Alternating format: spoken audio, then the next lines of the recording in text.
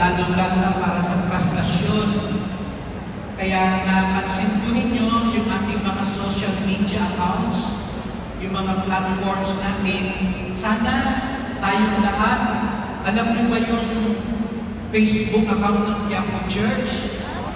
Yung ating YouTube account, alam niyo po ang daming taking kumakalat ngayon.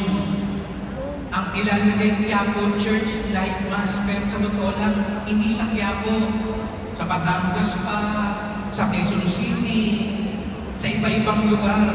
Niloloko po lalo na yung ating mga OFWs. Kaya nakakalungkot. Kaya sana, kung bawat isa, sino may Facebook account dito, nasa kamay, o lahat tayo halos meron, i-share naman natin mamaya.